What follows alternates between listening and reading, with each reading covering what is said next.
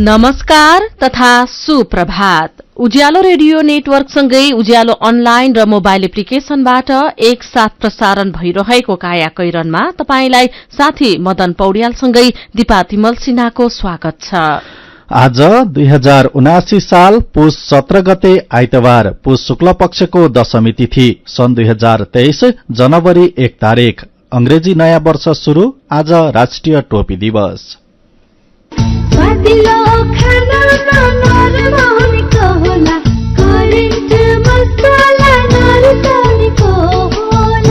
काया कैरनको साथमा करेन्ट मसला र करेन्ट चिया, स्वादको झट्का। काया कैरन शुरू गरौं मुख्य खबरका शीर्षकहरूबाट। सरकारी अस्पतालको भद्रगोल सेवा शल्यक्रियाका लागि बिरामीलाई मिति पाउनै मुस्किल, वर्ष दिनसम्म पालो कुर्नुपर्ने अवस्था। पोखरा अन्तर्राष्ट्रिय विमानस्थल आजदेखि सञ्चालनमा आउँदै, कोरोना महामारीले धराशयी भएको उड्डयन क्षेत्र लयमा फर्किँदै। धनुषामा वृक्षारोपणका लागि सृजनात्मक अभियान, जन्मदिन र वैवाहिक वर्षगाँठमा बिरुवा रोपिँदै हरियाली बढाउन सहयोग। आफ्नो जन्मदिन र छोराछोरीको जन्मदिन र आफ्नो वैवाहिक वर्षगाँठको दिनमा पनि विगत 3 वर्षदेखि वृक्षारोपण गरिरहेको छु। आर्थिक क्षेत्रमा सन् 2022 सकसपूर्ण, रूस युक्रेन युद्धको प्रभाव, न्यून आर्थिक वृद्धि दर र मुद्रास्फीति उच्च। र इंग्लिश प्रिमियर लिगमा शीर्ष स्थानको आर्सेनलले ब्राइटनलाई हरायो, सिटी र एभर्टनको बराबरी। थोरै बचत धेरै कायदा, बीमाका छन् फाइदै फाइदा। सरकारी स्वामित्व र बीमाको क्षेत्रमा विश्वसनीय नाम राष्ट्रिय बीमा संस्थान। जीवन बीमाका लागि आजै राष्ट्रिय बीमा संस्थान रामशाहपथ काठमाडौँ वा नजिकैको शाखामा सम्पर्क गरौं। स्नातक तहमा छात्रवृत्ति सम्बन्धी विश्वविद्यालय अनुदान आयोगको सूचना। सरकारी तथा सामुदायिक विद्यालयबाट 2079 सालमा नियमित विद्यार्थीका रूपमा कक्षा 12 अध्ययन पूरा गरी हाल स्नातक तह प्रथम वर्ष वा पहिलो सेमेस्टरमा अध्ययनरत विद्यार्थीहरूबाट छात्रवृत्ति आवेदन माग गरिएको छ। विद्यार्थीहरूले आयोगको वेबसाइट www.ugcnepal.edu.np को गृह पृष्ठमा रहेको विपन्न लक्षित छात्रवृत्ति भन्ने लिंक मार्फत मिति 2079 पौष 30 गते भित्र आवेदन गर्नुहुन सम्बन्धित सबैलाई सूचित गरिन्छ। विद्यार्थीहरूले आफ्नो राष्ट्रिय परीक्षा बोर्ड एनईबी रजिस्ट्रेशन नम्बरलाई अनलाइन युजर आईडी का रूपमा प्रयोग गर्नुपर्नेछ। कक्षा 12 सञ्चालित सम्बन्धित विद्यालयहरूले आफ्नो एनईबी कोड एवं पालिकाहरूले आयोगबाट प्राप्त कोड मार्फत पद्धतिमा प्रवेश गरी तोकिएको अवधिभित्र विद्यार्थीहरूको आवेदन रुजु गर्नुहुन यसै सूचनाद्वारा जानकारी गराइन्छ। विस्तृत जानकारीका लागि मिति 2079 पौष 1 गतेको गोरखापत्रमा समेत हेर्न सकिनेछ। विश्वविद्यालय अनुदान आयोग, सानो ठिमी, भक्तपुर। खुशी कसरी खुशी हुन्छ जब बने छैन कोही, आफ्नो भन्दैमा आफ्नो हुन सम्पर्कमा बस्या खै। सम्पर्कका लागि बलियो आधार, नेपाल टेलिकम हो राष्ट्रकै सञ्चार। सम्पर्कको आधार राष्ट्रको सञ्चार, नेपाल टेलिकम राष्ट्रको सञ्चार। नेपाल टेलिकम राष्ट्रको सञ्चार। काया कैरनमा अब खबरको सिलसिला। पेट दुख्ने समस्या लिएर गएको कार्तिकमा वीर अस्पताल पुगेकी गोर्खा सिरान्चो गाउँपालिकाकी 55 वर्षकी नितु दवाडीको मृगौलामा पत्थरी देखियो। डाक्टरले उहाँको शल्यक्रिया गर्नुपर्ने निश्चित गरिसकेका छन्, तर शल्यक्रियाका लागि पालो नपाएकी उहाँले औषधिकी भरमा जीवन धानिरहनु भएको छ। उहाँ नियमित फलोअपमा हुनुहुन्छ। पत्थरीले मृगौलाको धेरैजसो भाग ढाकेको रिपोर्ट आएपछि पनि अस्पतालले उहाँलाई 11 महिनापछिको मात्रै पालो दिएको छ। मृगौलामै पत्थरी भएको समस्या लिएर रामेछाप मन्थली नगरपालिका 13 बाट काठमाडौँ आएका 26 वर्षका राजकुमार सुनार पनि शल्यक्रियाका लागि झण्डै 1 वर्षपछि आउने पालो कुरिरहनु भएको छ। सुनसरीको इटहरी उपमहानगरपालिका 1 आदर्श टोलका 43 वर्षका बबिन दाहाल पनि वीर अस्पतालमा मृगौलाको पत्थरीके शल्यक्रिया गर्ने पालोमा हुनुहुन्छ। शल्यक्रियाको पालो भने 12 भदौ 2080 सालका लागि तोकिएको छ, तर बारम्बार स्वास्थ्य समस्या देखेर फलोअपमा धाइरहेका बबिन बीचमै झन जटिल समस्या आउने हो कि भन्नेमा चिन्तित हुनुहुन्छ। निजीमा गएर पत्थरी निकाल्ने पैसा छैन, इन्सुरेन्स पनि भएकाले वीरमा पालो कुरिरहेको छु उहाँले भन्नुभएको छ। बिरामीको अत्यधिक भीड़भाड़ हुने वीर अस्पतालमा शल्यक्रियाका लागि वर्ष दिनसम्म पालो कुर्नुपर्ने यी प्रतिनिधि घटना मात्रै हुन्। देशका अन्य अस्पतालबाट समेत रेफर भएर वीरमा शल्यक्रियाका लागि आउने गर्दछन्। यूरोलोजी विभाग मृगौला, पिसाब सम्बन्धी समस्या, एड्रेनल ग्रन्थि, पुरूष प्रजनन अंग आदिको उपचारमा मात्रै 2080 साल कार्तिक महिनासम्मका लागि शल्यक्रियाको मिति दिइएको छ। यूरोलोजी विभागको तथ्याङ्क अनुसार हप्ताको 3 दिन मात्रै सञ्चालनमा आउने विभागको ओपीडीमा 5 देखि 600 सम्म बिरामी उपचारका लागि पुग्छन्, तर हप्तामा 45 देखि 60 जना बिरामीको मात्रै शल्यक्रिया हुने गरेकाले बाँकीले पालो कुर्नुपर्ने अवस्था छ। पुष महिनादेखि आगामी कार्तिक महिनासम्म 217 जनाले शल्यक्रियाका लागि पालो लिएका अस्पतालको तथ्याङ्क छ। ओपीडीको भीड़ नै थेगी नसक्नु भएकाले शल्यक्रियाका लागि पालोमा राख्नुको विकल्प नभएको डाक्टरले बताएका छन्। वीरमा मात्रै होइन, त्रिवेद शिक्षण अस्पताल टिचिङ महाराजगंजमा पनि शल्यक्रियाका लागि पालो कुर्नेको लाइन छ। टिचिङको यूरोलोजी विभागमा मात्रै शल्यक्रिया गर्नुपर्ने बिरामी दैनिक 40 सम्म पुग्ने गरेको तथ्याङ्क छ, तर अस्पतालले दैनिक 10 देखि 12 वटा मात्रै शल्यक्रिया गर्दै आएको छ। अन्य बिरामी 8 महिनादेखि 1 वर्षसम्मको मिति लिएर पालो कुरिरहेका छन्। यस्तै नयाँ बानेश्वरको निजामती कर्मचारी अस्पतालमा पनि मृगौला र पिसाब सम्बन्धी समस्याको शल्यक्रियाका लागि आगामी असोज 23/2080 सम्मका लागि पालो दिइएको छ।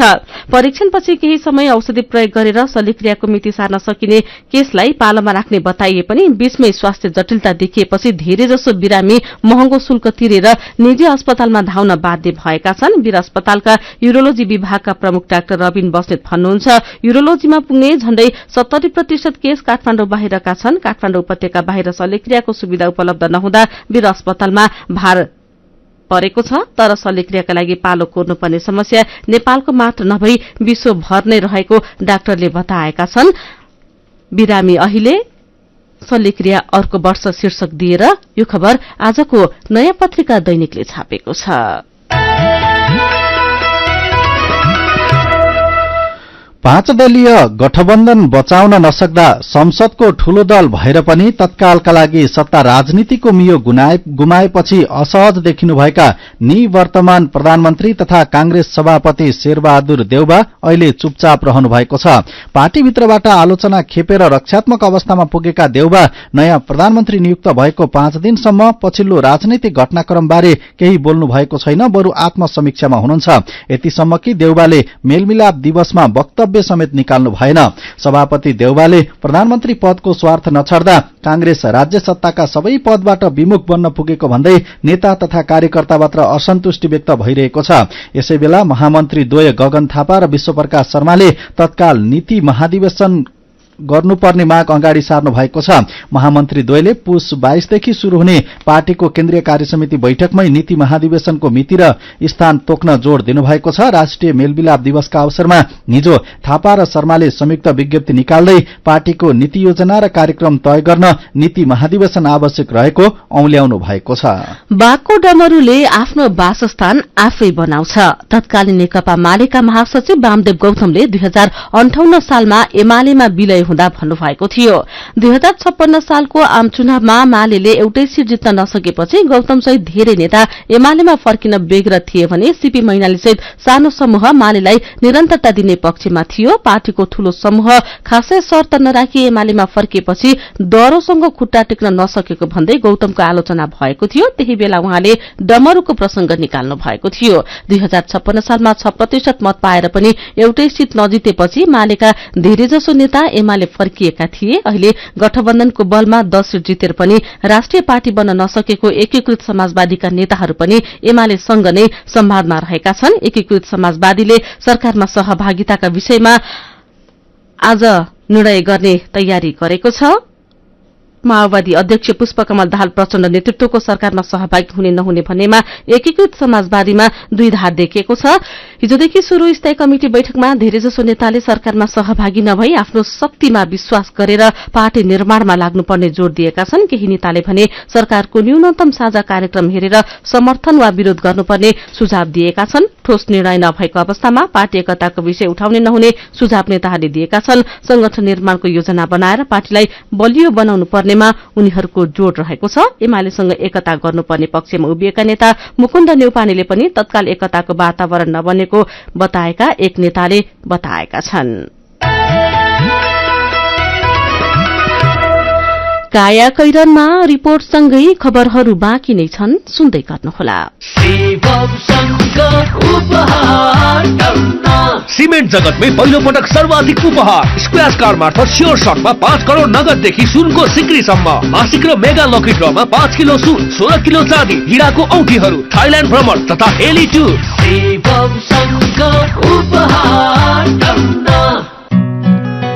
विदेशबाट आयामी गरेको पैसा सिधै तपाईको मोबाइलमा लिन मिल्छ। अहिलेको अवस्थामा बाहिर गएर पैसा निकाल्न त्यति सजिलो छैन। त्यसैले आफ्नो मोबाइल निकाल्नुहोस्, आइएमई पे डाउनलोड गर्नुहोस् अनि घर बसी बसी आफ्नो रकम प्राप्त गर्नुहोस्। विदेशबाट आइएमई गरेको रकम प्राप्त गर्न आफ्नो मोबाइल फोनमा आइएमई पे डाउनलोड गर्नुहोस्। अब आइएमई गरौँ, आइएमई पे मा प्राप्त गरौँ सजिलै। नेपाल बैंकको डबल धमाका सबलाई हुन्छ फाइदा। पाइन्छ 2 गुणा प्रतिफल मात्र 5 वर्ष 9 महिना 29 दिन। नेपाल बैंक डबल धमाका मुद्दती खाता हुन्छ सावा रकम दोब्बर 5 वर्ष 9 महिना 29 दिनमा। साथै नेपाल बैंक डबल धमाका रेमिट्यान्स मुद्दती खाता पाइन्छ सावाको 2 गुणा रकम 5 वर्ष 5 महिनामा। समय सँगै अघि बढ्दै। नेपाल बैंक लिमिटेड, नेपालको पहिलो बैंक। सुरक्षित र समृद्ध होस् जिन्दगीको सेरोफेरो। भोलिको लागि सोच्नु पर्ने कर्तव्य हो तिम्रो मेरो। दुःख हुन भोलिलाई बिमा गरौँ है, नेशनल लाइफ इन्सुरेन्समा बिमा गरौँ है। विगत 35 वर्षदेखि सञ्चालनरत नेपालकै पहिलो अग्रणी जीवन बीमा company national life insurance company, Lazimpat, Kathmandu. सन्तान धन धान्यले भरिपूर्ण बचत गर्न सधैँ लागोस् मन। ग्लोबल आइएमई धनवृष्टि मुद्दती योजना, न त जादु न हो सपना। हुन्छ 2 वर्षमा 3 गुणा। हजुर, ग्लोबल आयामी धनवृष्टि मुद्दती योजना निरन्तर बचत गर्ने बानीलाई प्रोत्साहन गर्दै प्रारम्भिक रकमको 10% त्रैमासिक रूपमा अन्तिम त्रैमास बाहेक जम्मा गर्दा प्रारम्भिक रकमको 2 गुणा 2 वर्षमै प्राप्त गर्न सकिने। ग्लोबल आइएमई बैंक, सबैका लागि बैंक।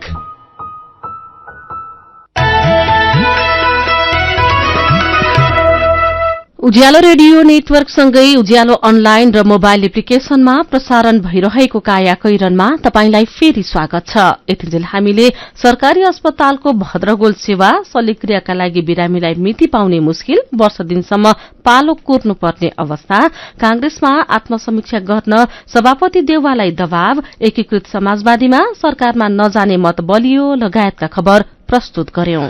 अब बाँकी खबर। पोखरा अन्तर्राष्ट्रिय विमानस्थल आजदेखि सञ्चालनमा आउने भएको छ। अंग्रेजी नयाँ वर्षको अवसरमा प्रधानमन्त्री पुष्पकमल दाहाल प्रचण्डले आज विमानस्थल उद्घाटन गर्दै हुनुहुन्छ। पोखरा महानगरले आयोजना गरेको पत्रकार सम्मेलनमा महानगरका मेयर धनराज आचार्यले उद्घाटन समारोह आज बिहान 11 बजेदेखि शुरू हुने जानकारी दिनुभयो। राष्ट्रिय गौरवको आयोजनाका रूपमा रहेको विमानस्थलमा मंसिर 5 देखि 12 गतेसम्म थाइल्याण्डबाट आएको एरोथाई कम्पनीको विमानले यान्त्रिक परीक्षण, मंसिर 23 मा दुर्घटना अभ्यास र पुस 7 मा यति एयरलाइन्स र बुद्ध एयरसँगै 8 पुसमा सौर्य एयरलाइन्सको जहाज अवतरण गरिसकेका छन्। विमानस्थल उद्घाटनको सम्पूर्ण तयारी पूरा भएको पोखरा अन्तर्राष्ट्रिय विमानस्थल नागरिक उड्डयन कार्यालयका निर्देशक विक्रम गौतमले जानकारी दिनुभयो। नयाँ विमानस्थलबाट आन्तरिक उडानहरू हुने भए पनि बाह्य उडानको भने तय भएको छैन। विमानस्थलमा आन्तरिक उडान र बाह्य उडानका लागि छुट्टा छुट्टै संरचना बनाइएका छन्। नेपालमै पहिलो पटक जहाजमा यात्रु चढाउन र झार्नका लागि एरो ब्रिज बनाइएको छ। अहिले विमानस्थल बिहानदेखि बेलुका 5 बजेसम्म मात्र सञ्चालन हुने र आउँदो फेब्रुअरी 23 पछि दैनिक 18 घण्टा सञ्चालन हुने उहाँले जानकारी दिनुभयो। नयाँ विमानस्थल सञ्चालनसँगै पुरानो विमानस्थलबाट हुँदै आएका सबै आन्तरिक उडान नयाँ विमानस्थलबाट हुनेछन् भने साना जहाज, हेलिकप्टर र अल्ट्रा फ्लाइटको उडान पुरानो विमानस्थलबाट हुने गौतमले जानकारी दिनुभएको छ। यसैबीच कोरोना महामारीले धराशायी हुन पुगेको नेपालको उड्डयन क्षेत्र पुरानो लयमा फर्किने क्रममा रहेको पर्यटन सचिव सुरेश अधिकारीले बताउनु भएको छ। नेपाल नागरिक उड्डयन प्राधिकरण क्यानको 24औं वार्षिक उत्सव समारोहलाई हिजो सम्बोधन गर्दै उहाँले एयरपोर्टको संख्या बढेसँगै उडान संख्या र हवाई यात्रु पनि बढ़ाउँदै लैजानुपर्ने बताउनु भएको हो। उहाँले देशका विभिन्न ठाउँका 53 विमानस्थल निर्माण अवस्थामा रहेका र अन्तर्राष्ट्रिय विमानस्थलको संख्या नै 3 पुगिसकेको समेत जानकारी दिनुभयो। उपप्रधानमन्त्री नारायण काजी श्रेष्ठले भौतिक पूर्वाधार तथा यातायात मन्त्रालयको जिम्मेवारी पाउनु भएको छ। धेरै बजेट हुने यो मन्त्रालयले चालू आर्थिक वर्षमा मात्र 1 खर्ब 61 अर्ब 56 करोड़ रूपियाँ पाएको छ। जति धेरै बजेट त्यति धेरै व्यतिथि यो मन्त्रालयका काम धेरै छन्, चुनौती पनि उत्तिकै छ। राष्ट्रिय गौरवका र अन्य ठूला आयोजनाको लागत र समय बढ़िरहेको छ, प्रगति भने छैन। पटक पटक म्याद थपेर समय लम्बिरहे पनि दर्जन आयोजनाको काम आधा आधी पनि हुन सकेको छैन। उदाहरण हो मध्य पहाड़ी पुष्पलाल राजमार्ग निर्माण थालेको 15 वर्ष पुग्यो। 2 पटक म्याद थप्दा प्रगति 65.35% मात्र रहेको छ।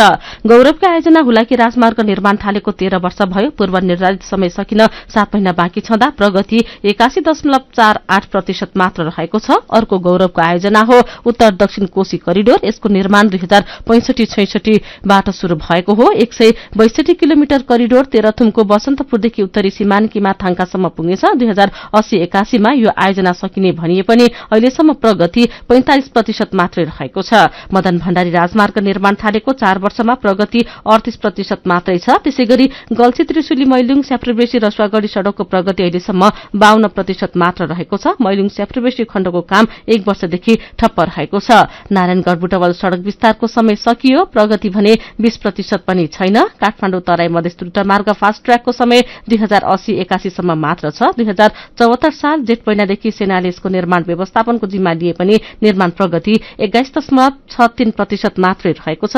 पूर्वाधार आयोजना अलपत्र पार्ने ठेकेदारलाई कारबाही होइन, उल्टै राजनीतिक संरक्षण हुन्छ। 8 पटकसम्म म्याद थपिदिने मात्र होइन, लागत नै बढ़ाइदिने प्रवृत्ति छ। अब नयाँ मन्त्रीले यो व्यतिथिलाई निरन्तरता देलान् कि हस्तक्षेप गर्लान् भन्ने प्रश्न दिएर लज्जाको बिम्ब बने गौरवको आयोजना शीर्षकमा कान्तिपुर दैनिकले खबर छापेको छ। सरकारले वृक्षारोपणका लागि धेरै थरीका अभियान चलाएको छ। गाउँठाउँमा हरियाली बढ़ाउनका लागि समुदाय स्तरबाट पनि नयाँ नयाँ अभियान हुने गरेका छन्। यसै मध्येको एउटा अभियान हो कसैको जन्मदिन या वैवाहिक वर्षगाँठमा वृक्षारोपण गर्ने। यस्तो अभियानबाट हरियाली बढ़ाउन सहयोग पुगेको छ। धनुषाबाट उज्यालो सहकर्मी सुजित झाको रिपोर्ट। जनकपुर धाम बसबिट्टीका 35 वर्षीय रामदुलार शाहले केही दिन अघि घर छेउमा आँप र अम्बाको बिरुवा रोपेर जन्मदिन मनाउनु भयो। नापी कार्यालय धनुषामा अमीन पदमा कार्यरत उहाँको जन्मदिन मनाउने नौलो कार्यक्रममा साथीहरू पनि सहभागी भएका थिए। आफ्नो मात्रै होइन, घरका सबै सदस्यको जन्मदिन या वैवाहिक वर्षगाँठ हुँदा यसै गरी मनाउने गरिएको उहाँ बताउनुहुन्छ। म चाहिँ आफ्नो जन्मदिन र छोराछोरीको जन्मदिन र आफ्नो वैवाहिक वर्षगाँठको दिनमा पनि विगत 3 वर्षदेखि वृक्षारोपण गरिरहेको छु। धेरैले जन्मदिन वा वैवाहिक वर्षगाँठमा केक काट्ने, भोज खुवाउने र पूजा पाठ गर्ने गर्छन्। तर हिजो आज वृक्षारोपण लगायतका सृजनात्मक काम गरेर पनि जन्मदिन वैवाहिक वर्षगाँठ मनाउने अभियान जनकपुर धाममा शुरू भएको छ। यस्तो अभियानबाट गाउँठाउँमा हरियाली बढ़ाउन सहयोग पुगेको छ। मध्य प्रदेश वन निर्देशनालय जनकपुर धामका अनुसार मधेसमा 2,19,780 हेक्टर वन क्षेत्र रहेको छ, जसमध्ये धनुषामा 24,800 हेक्टर वन क्षेत्र छन्।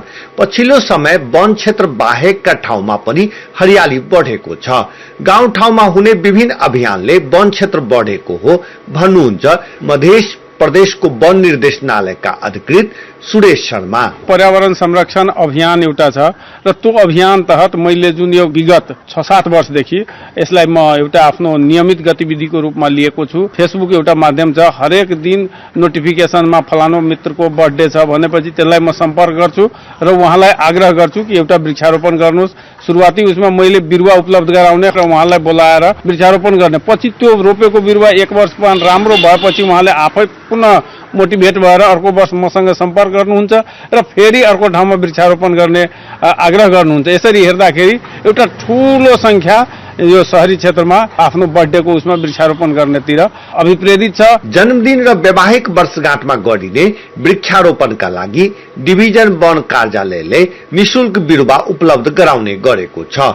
पर्यावरण अभियानी समेत रहेका सांसद रामआशिष यादव पर्यावरण जोगाउन जनस्तरबाट जन्मदिन र वैवाहिक वर्षगाँठमा भइरहेको वृक्षारोपण प्रभावकारी भइरहेको बताउनुहुन्छ। गत एक दशकदेखि हामीले पर्यावरण बचाउनको लागि जन्मदिन होस् या वैवाहिक वर्षगाँठको अवसर होस्, हाम्रो जुन संस्कार विधि छ त्यो संस्कार विधिको अवसरमा हामीले वृक्षारोपण कार्यक्रम सन्देश गर्नको लागि म आफ्नै जन्मदिनको अवसरमा वृक्षारोपण गरेर सुरुवात गरे र अहिले सबैले जन्मदिनको अवसरमा वैवाहिक वर्षगाँठको अवसरमा वृक्षारोपण गर्ने गरिन्छ। अहिले गरेको वृक्षारोपणले वातावरणलाई सफा स्वच्छ राख्नुका साथै भावी सन्ततिका लागि पनि फाइदा पुग्छ। सामाजिक, आर्थिक र वातावरणीय फाइदा लिनका लागि आफ्नो समुदायमा वृक्षारोपण अभियानलाई व्यापक बनाउनु पर्ने जानकारहरू बताउँछन्। काया कैरनमा मेरो पनि भन्नु छ र कार्टुनसँगै खबरको सिलसिला बाँकी नै छ, सुन्दै गर्नुहोला। होइन हो दाजु भाउजू, खुसी हुँदै कस्तो नाचे। हामीलाई त तेरा भन्दा धेरै सुविधा मुक्तिनाथ आशीर्वाद बचत खाता खोलेर। होइन के छ र यसमा त्यस्तो खुसी भइरा?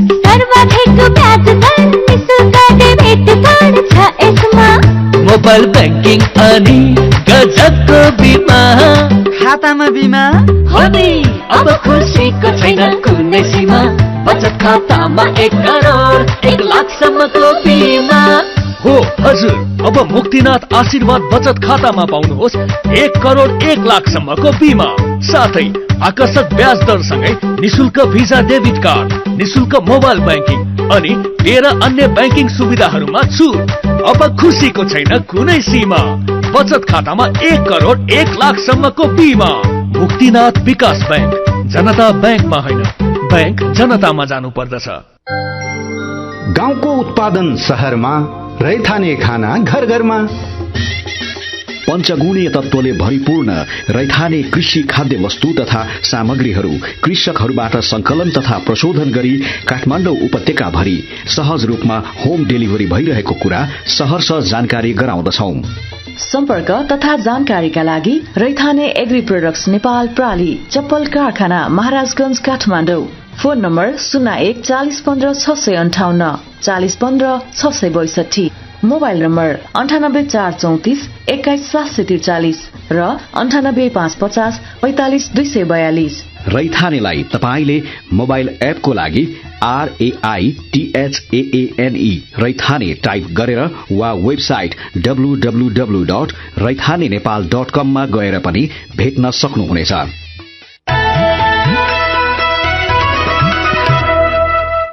उज्यालो रेडियो नेटवर्क मार्फत देशभरिका विभिन्न एफएम स्टेशन तथा उज्यालो अनलाइन र मोबाइल एप्लिकेशनमा प्रसारण भइरहेको काया कैरनमा तपाईंलाई फेरि स्वागत छ। अब बाँकी खबर। 16 वर्षकै हुँदा आमा बनेकी सोरुकी सम्झना बडुवालले गर्भावस्था र सुत्केरी बेलामा खानपान र स्वास्थ्यको उचित हेरचाह पाउनु भएन। कामको चापमा पिल्सिएकी 30 वर्षीय उहाँलाई 10 वर्षदेखि पाठेघरको समस्या छ। नेपालगंजका अस्पताल पुग्नुभयो तर निको भएको छैन। मेलापात जाँदा, उकालो ओह्रालो गर्दा र भारी सामान उचाल्दा व्यथा झनै बल्झिन्छ। स्वास्थ्यकर्मीले आराम गर्न सुझाएपछि सम्झना र श्रीमान गमगढ़ीमा डेरा लिएर बस्न थाल्नु भएको छ, तर शास्ति घटेको छैन। गमगढ़ीमा प्राय सबैजसो घरमा खानेपानीको धारा छन्, नियमित पानी आउँदैन। पानी ओसार्न 2 घण्टा टाढाको खोला पुग्नुपर्छ। मानव विकास सूचकांकमा पछाडि रहेको र गरिबीले गाँजिएको मुगुमा खानेपानी मात्रै होइन, यातायात, रोजगारी, शिक्षा, स्वास्थ्य, विद्युत लगायत राज्यका आधारभूत सुविधाको निकै अभाव छ। जिल्ला समन्वय समितिका अनुसार 2069 मा राष्ट्रिय सड़क सञ्जालमा जोडिएको यो जिल्लाका 4वटै स्थानीय तहमा गरी झण्डै 550 मिटर सड़क छ। साँगुरा, कच्ची र असुरक्षित सड़कमा दुर्घटनामा परि 2 वर्षमा 40 जनाले ज्यान गुमाइसकेका छन्। यातायात सहज नहुँदा बिरामीले घरैमा ज्यान गुमाइरहेका छन्। राज्यले देख्दैन मुगुको दुःख शीर्षकको खबर कान्तिपुर दैनिकले छापेको छ। मेरो पनि भन्नु छ। अब आफू भाषण कम र काम धेरै गर्ने भन्ने प्रधानमन्त्री पुष्पकमल दाहाल प्रचण्डको भनाई उज्यालो अनलाइनमा पढेर सामाजिक सञ्जालमा तपाईंले लेख्नु भएको प्रतिक्रियालाई आज हामीले मेरो पनि भन्नु छमा समेटेका छौं। दिपेश जिरेलले पहिले नै यस्तो विवेक आउनुपर्ने थियो नि भन्दै लेख्नु भएको छ।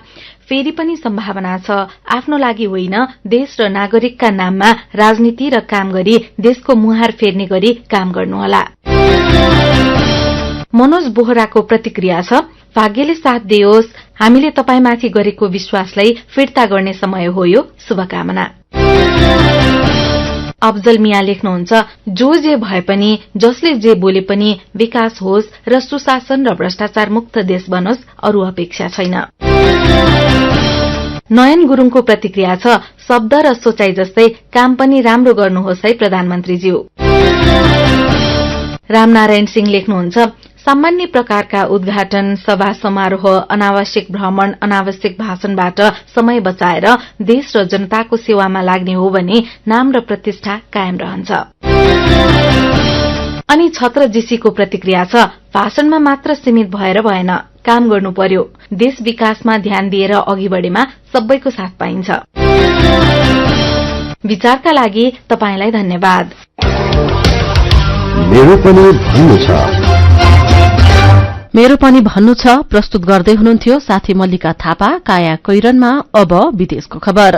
आर्थिक दृष्टिकोणले सन् 2022 निकै सकसपूर्ण वर्षका रूपमा बितेको छ। कोभिड-19 को महामारी पूर्ण रूपमा नियन्त्रण हुन सकेन भने रूस युक्रेन युद्धले विश्व अर्थतन्त्रमा प्रभाव पार्यो। यो युद्धकै कारण आपूर्ति श्रृंखला खलबलियो भने खाद्य तथा ऊर्जा संकट, पेट्रोलियम पदार्थको उच्च मूल्य वृद्धि, विभिन्न देशले गरेका निर्यात कटौतीले विश्व अर्थतन्त्रलाई संकुचनतर्फ धकेल्यो। रूस युक्रेन युद्ध र कोभिड महामारीले विश्व अर्थतन्त्रमा अरू समस्या थपिँदै गएपछि विश्व अर्थतन्त्र बलियो स्थितिमा फर्किन सकेको छैन। सन् 2022 जनवरीमा विश्व बैंकले सार्वजनिक गरेको ग्लोबल इकोनोमिक प्रस्पेक्टले यस वर्ष विश्व अर्थतन्त्रको वृद्धि दर 4.1% मा खुम्चिने प्रक्षेपण गरेको थियो। यो वर्षको अन्त्यसम्म आइपुग्दा आर्थिक वृद्धि दर त्योभन्दा पनि कम देखिएको छ। विश्व अर्थतन्त्रमा सन् 2022 मा पछिल्लो 4 दशकताको उच्च मुद्रास्फीति देखियो। युरोप, चीन र भारत जस्ता ठूलो अर्थतन्त्र भएका देशलाई ऊर्जा संकटले पिरोल्यो। रासायनिक मल अभाव र खाद्य आपूर्ति श्रृंखलामा गम्भीर असर भयो। विश्व अर्थतन्त्रमा देखेको सबैभन्दा ठूलो चुनौती मूल्य वृद्धि नै हो। सन् 2022 मा दक्षिण एसियाली देश श्रीलंका आर्थिक रूपमा कमजोर हुँदा राष्ट्र अध्यक्ष र सरकार प्रमुखले पद नै त्याग्नु परेको थियो। अब खेल खबर। इंग्लिश प्रिमियर लीग फुटबलमा शीर्ष स्थानको आर्सेनलले ब्राइटनलाई हराएको छ। गैराती भएको खेलमा आर्सेनलले ब्राइटनलाई 4-2 गोलले हराएको हो। जितसँगै आर्सेनल 16 खेलमा 43 अंकका साथ शीर्ष स्थानमा कायमै छ। पराजित ब्राइटन समान खेलमा 24 अंकका साथ 8औं स्थानमा रहेको छ। गैराती भएको अर्को खेलमा म्यानचेस्टर सिटी र एभर्टनले बराबरी खेलेका छन्। सिटी र एभर्टनले 1-1 गोलको बराबरी खेलेका हुन्। सिटी 16 खेलमा 36 अंकका साथ दोस्रो स्थानमा छ। एभर्टन 17 खेलमा 15 अंकका साथ 16औं स्थानमा रहेको छ। यस्तै अरू खेलमा म्यानचेस्टर युनाइटेडले वुल्फ्सलाई 1-0 गोलले हरायो। फुलहमले साउथहम्पटनलाई 2-1 गोलले तथा क्रिस्टल प्यालेसले बर्नमाउथलाई 2-0 गोलले हराएको छ। न्यूक्यासल र लिड्स युनाइटेडले गोल रहित बराबरी खेलेका छन्। अब केही खबर संक्षेपमा। अंग्रेजी पात्र अनुसार नयाँ वर्ष सन् 2023 आजदेखि शुरू भएको छ। ईस्वी सम्मत नेपालमा प्रचलनमा नभए पनि केही वर्ष अघिदेखि नेपालका विभिन्न ठाउँमा अंग्रेजी नयाँ वर्ष मनाउने गरिएको छ। यस्तै आज राष्ट्रिय टोपी दिवस मनाइँदैछ। नेपाली टोपीको प्रवर्धन गर्नका लागि भन्दै केही वर्षदेखि स्वतस्फूर्त रूपमा अंग्रेजी नयाँ वर्षको पहिलो दिन पारेर यो दिवस मनाउन थालिएको हो। सशस्त्र प्रहरी बल एपीएफले मातहत सुरक्षाकर्मीले पूर्व स्वीकृति बेगर कूटनैतिक र राजनैतिक भेटघाट गर्न र पूर्व अनुमति नलिई संचार माध्यममा प्रतिक्रिया दिन नपाउने गरी स्थायी आदेश जारी गरेको छ। सशस्त्र प्रहरी महानिरीक्षक राजु अर्यालले मातहत सुरक्षाकर्मीका विभिन्न भेटघाट र आचरणमा लगाम लगाउँदै भेट्नै परे पूर्व स्वीकृति लिनुपर्ने बाध्यकारी व्यवस्थासहित स्थायी आदेश जारी गर्नुभएको हो। नियम विपरीत केही निजी डेरी उद्योगीले दूधको खुद्रा मूल्य प्रति लिटर 14 रूपियाँ बढ़ाएका छन्। डेरी उद्योग संघको निर्देशन भन्दै केही डेरी उद्योगीले किसानको खरिद मूल्य बढ़ेको बहानामा दूधमा प्रति लिटर 14 रूपियाँ मूल्य बढ़ाएका हुन्। नीति विपरीत दूधको मूल्य वृद्धि फिर्ता लिन सरकारले आग्रह गरेको छ। काया कैरनमा अब पालो उखानको। नयाँ पात आउँछ पुरानो पात झर्छ। उखानसँगै हामी काया कैरनको अन्त्यमा आइपुगेका छौं। आजका मुख्य खबर फेरि एकपटक। सरकारी अस्पतालको भद्रगोल सेवा शल्यक्रियाका लागि बिरामीलाई मिति पाउनै मुस्किल, वर्ष दिनसम्म पालो कुर्नुपर्ने अवस्था। पोखरा अन्तर्राष्ट्रिय विमानस्थल आजदेखि सञ्चालनमा आउँदै कोरोना महामारीले धराशयी भएको उड्डयन क्षेत्र लयमा फर्किँदै। धनुषामा वृक्षारोपणका लागि सृजनात्मक अभियान, जन्मदिन र वैवाहिक वर्षगाँठमा बिरूवा रोपिँदै हरियाली बढ़ाउन सहयोग। आर्थिक क्षेत्रमा सन् 2022 सकसपूर्ण रूस युक्रेन युद्धको प्रभाव, न्यून आर्थिक वृद्धि दर र मुद्रास्फीति उच्च। र इङ्ग्लिस प्रिमियर लिगमा शीर्ष स्थानको आर्सेनलले ब्राइटनलाई हरायो, सिटी र एभर्टनको बराबरी।